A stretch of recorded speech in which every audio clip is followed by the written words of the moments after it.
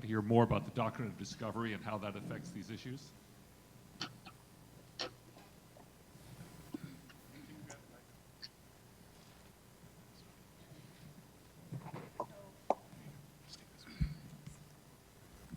I'm going to try and be brief about the doctrine of discovery. I didn't put it very prominently in my remarks because I would have gone way over.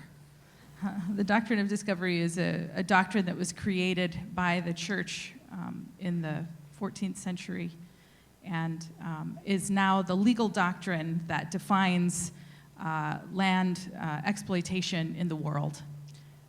And I would say the discovered world, or that is the world that was discovered by Europeans and colonized by Europeans, which includes the countries on every continent, with the exclusion of China and some countries in Asia, but including the Pacific, the Antarctic, South America, North America, New Zealand, Australia, and so on. So the laws that we have in motion and the policies that continue to this day around the flow of money or economic system and the laws among national stakeholders that contribute to that system, the structures that enable that system were based on this doctrine of discovery. And so many of the assumptions within that doctrine continue on in theology today, and I'm going to leave it at that, but I'd be happy to talk with anybody more after, because that's a very controversial topic. So anyway, there you go. Richard Miller from Creighton University. This is for Bill and Dennis. The question is, Robert Bruhl from Drexel University has argued that the environmental movement is the largest social movement in American history. And I think, if my memory serves me well, 30 to 40 million Americans are members of an environmental organization. And my question is, those who have been in the environmental movement know it well, are we sufficiently organized? Is there a way in which we could be leveraging our power among the organizations in a better way to influence policy? Bill, do you want to start off? Well, I'll just say I think it's a good question. I think basically what largely happened was that the environmental movement became much less a movement and more a kind of collection of organizations. After the amazing work that Dennis did in 1970, there was such momentum that everything that went up to Capitol Hill for a while passed, and every court case went the right way, and the environmental movement got very used to working within the Beltway and lobbying and so on and so forth. The momentum built up in 1970 was like a battery. It ran down at a certain point. And at a certain point, the lobbyists who were working on Capitol Hill and things, they no longer inspired much fear or respect in the hearts of the people that they were trying to intimidate or persuade, which is the work of lobbyists. And that's why it's really important that we rebuild a movement that's out in the streets, that's active, and it's beginning to happen. I mean, probably the best sign was the rise of this fight against the Keystone Pipeline. Started with indigenous groups in whose territory and spread quickly to farmers and ranchers who were going to lose their land. But then when we took it to Washington, it turned into, a couple of years ago, the most widespread, largest civil disobedience protest about anything in 30 years in this country, with a lot of us in jail.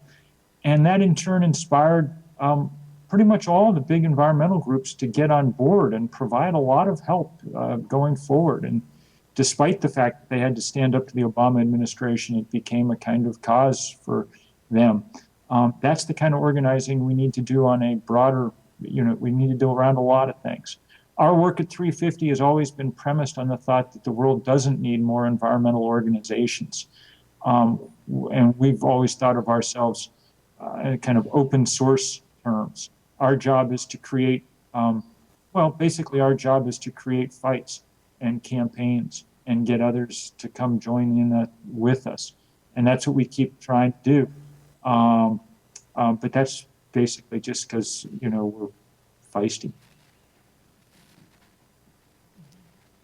I think that says 90% of what needs to be said. That's okay, I've got a louder mic, I think. Can you hear me?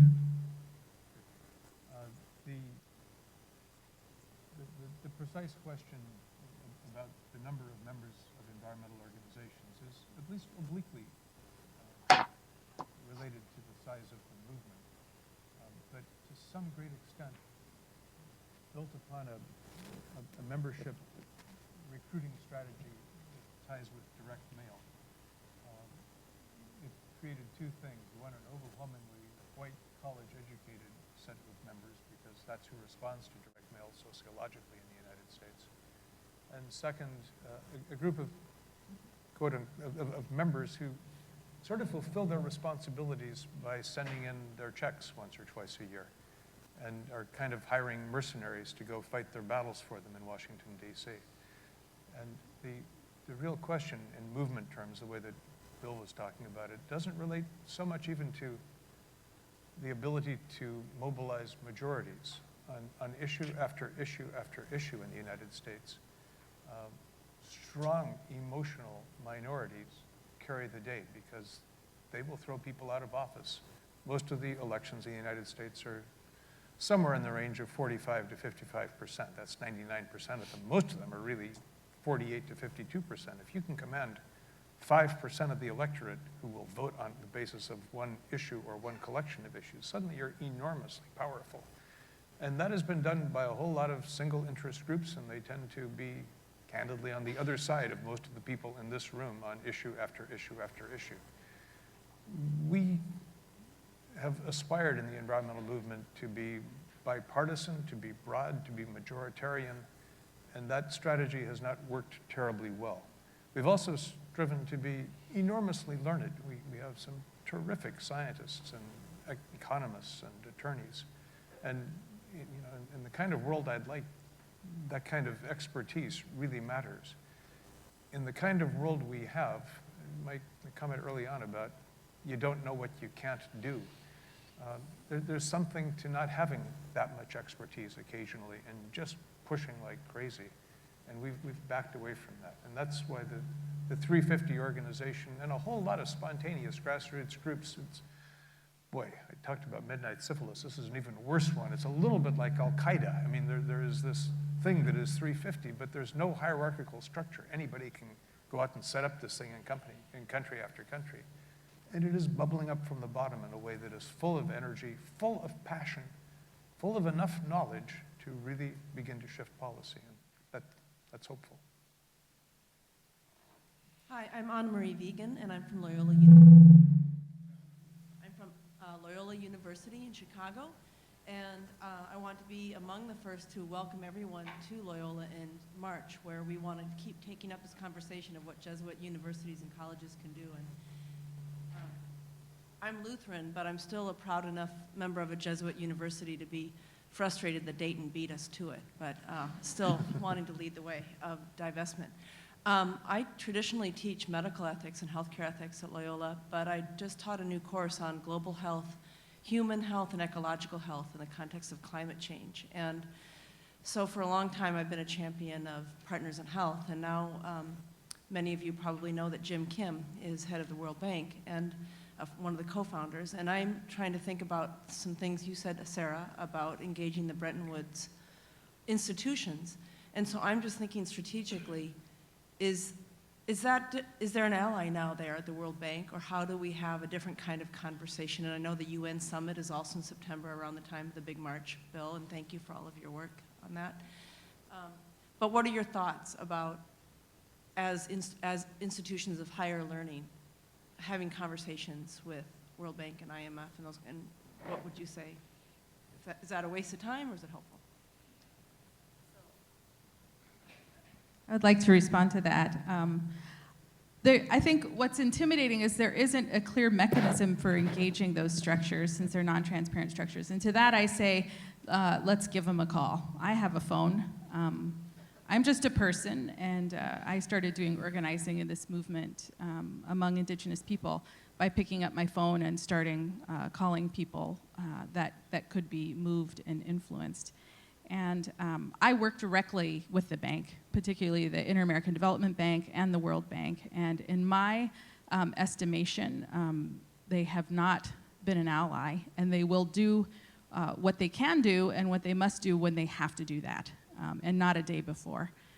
I've been engaged heavily in discourse with them and negotiations with them on behalf of the people I represent this year.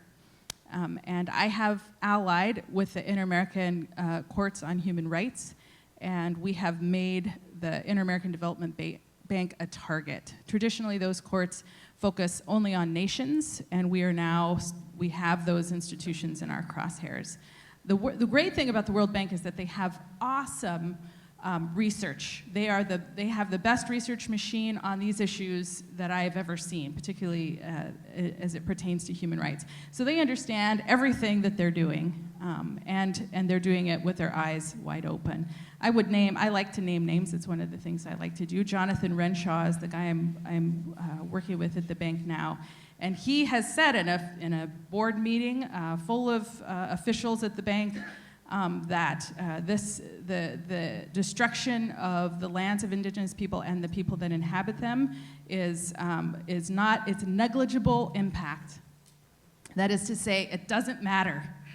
What they're getting out of it is so much greater than what the cost is, and that cost is negligible. The human life lost, the environmental impact, the health impact is negligible.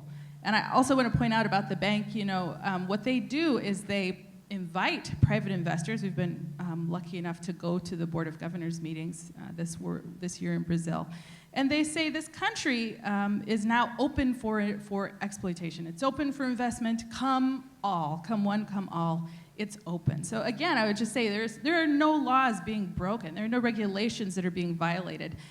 The culprit here is the regulations that are agreed to, and the henchman, one of the primary henchmen is the World Bank. So are they an ally? Not in my view, but can they be persuaded? Of course they can. We all of us here in this room own a stake in their business and what they do, and they will do what they have to do when they have to do it. And that's why I brought that quote by Douglas, because at the end of this struggle, they will do what they must, and not a day before we demand it. But the thing that I would like to comment, I'd like to just follow up on your comment as well. And again, one of the things that I'm seeing in terms of collective impact and change, particularly in the environmental movement, is the whole issue of relationships. As more and more people of color and women are entering this movement, a lot more of the outcomes will be based on relationships. And so for me, it's really, how do you forge relationships? They don't just happen, and they can't be on and off. They have to be continuous relationships that are built over time. One of the interesting things that we've also seen in change efforts is the whole issue of trust. And so really not only building relationships, but creating those kinds of relationships in a way that people feel that they can trust and that you're feeling valued and respected in that relationship. There are a number of people who want to ask questions, so I will keep this incredibly brief. But there's one little riff that I can make off of the World Bank that I probably won't be able to make at some other time, so I'm going to steal this moment. and it's to say up front, the climate change intellectual issue has been won, and that means that ultimately the political issue has been won. We know what's going on. It's there in the real world. It's as indisputable. Is the Earth rotating around the sun? Yeah. I mean, there's not much disputed, and climate change is roughly that degree of agreement within the community. It is really hard to stop things. Really, really hard. It's turned out harder than many of us thought it was going to be to stop Keystone. It's really hard to stop these coal terminals. But infinitely harder than that is to build the alternatives. And having, I think, now gotten to the position where we've got huge wars and battles ahead of us, to stop things and to be widely persuasive on the climate issue, to make sure that reality is broadly embraced rapidly enough. We're going to be facing now enormous struggles on what we're going to be doing instead of the fuels that constitute 85% of how the world moves itself. And there are real battles shaping up, and institutions will try to capitalize upon that. And there are lots of different ways you can break it, but one of the big ones is big, centralized versus small, decentralized, resilient. And the World Bank has fairly consistently come in on the side of big, and that can be big nuclear, it can be big fossil. One of the recent things, they just launched another prototypical kind of study, but it's, you know, I think it's pushing $100 million kind of study for what will be the world's largest dam in India, twice as large as the Three Gorges Dam in terms of power output. In terms of a truly brittle power system, it's hard to imagine something. There's displacing enormous numbers of indigenous people, killing lots of agricultural land in the process, submerging it.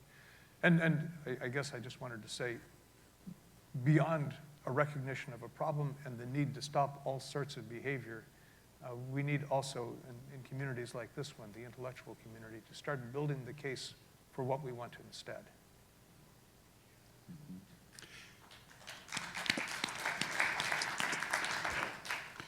My name is Jim Hugg.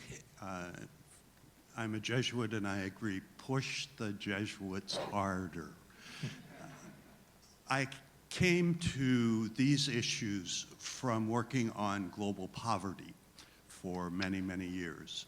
And there is, in the global poverty world, a quite established network of people working on the World Bank, the IMF, and the Bretton Woods institutions.